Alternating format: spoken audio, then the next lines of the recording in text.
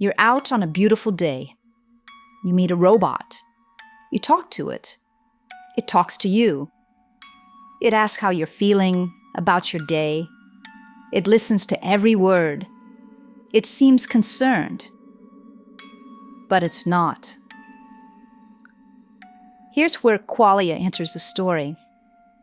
Qualia is a raw essence of experience itself. The redness of red, the sting of pain, the rapture of love, the crushing sorrow of grief. Qualia is feeling, the very quality of what it is for us to experience life. Without it, it's simply emulation, artificial, fake. Bigger chips and faster code will never be enough for a machine to feel. They may look like us, act like us, but they don't feel like us.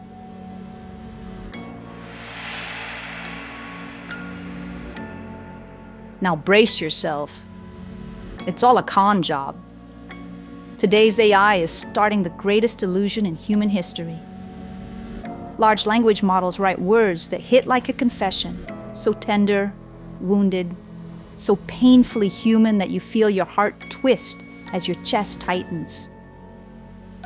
Robots can meet your gaze, soften their expression, mirror your fear, your sadness, your hope, until part of you wants to believe there is someone in there looking back.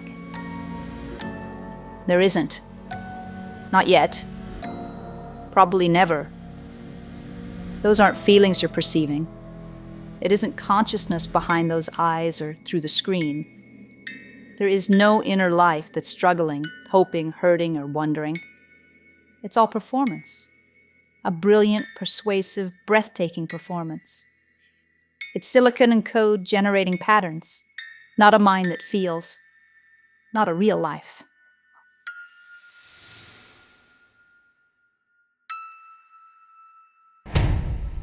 No ache burns inside it. No longing keeps it awake. No joy rises through it like sunshine. No grief crashes it like a storm. It can describe sorrow, imitate love, prevaricate the language of the soul with terrifying precision. But it has no soul. And that distinction changes everything.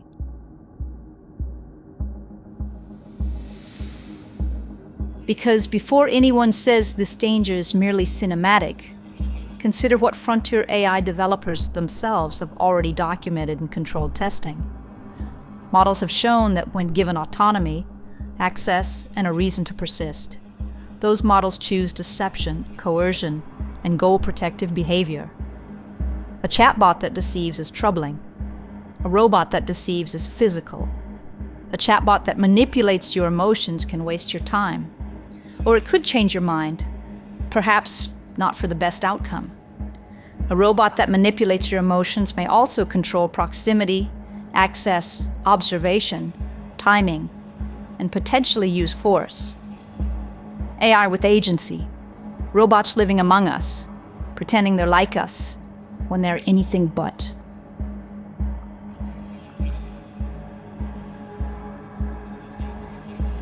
Fiction has given us such stories. Certain ones stand out. In E.T.A. Hoffman's A Sandman, Nathaniel falls deeply in love with Olympia. She being a stunning, lifelike automaton, leaves him mistaking her mechanical perfection and silent demeanor for an ideal woman. The delusion isolates him from his real fiancée Clara, and when Olympia's true nature is exposed, the revelation helps drive Nathaniel toward madness and death. A rather prescient tale for being written over 2 centuries ago. In Fritz Lang's Metropolis, the Machina mensch robot impersonates Maria and unleashes chaos through subduction, manipulation, and false appearance. Another lesson to be learned from a century ago.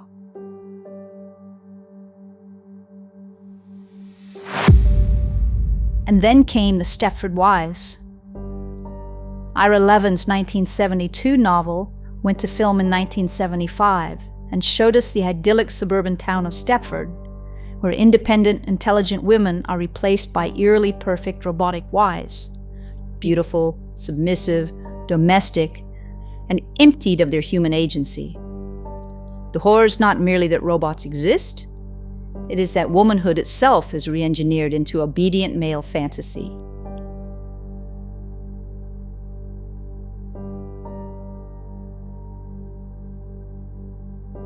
And then in 2014, Ex Machina displayed the modern nightmare in its purest form.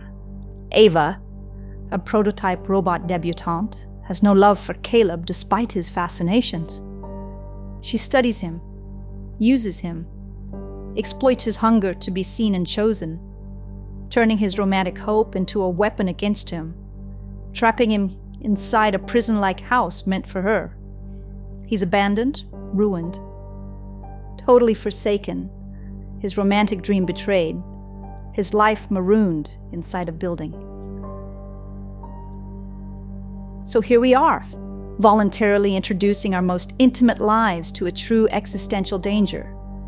An epic, grand illusion, a facade that can truly destroy us, destroy our connection to each other, and potentially destroy humanity's future. There are two sides to this.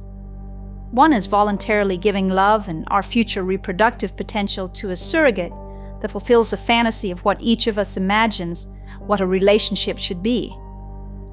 The other, the total unpredictability of love emulating artificial intelligence, exhibited with fantasy humanoid bodies, male and female, with absolutely no true understanding of what future actions they may exhibit. Put bluntly, as we fall in love with machines, we no longer procreate. We no longer make babies, raise children, have families. And, in addition to that, we have no idea what they will do to us.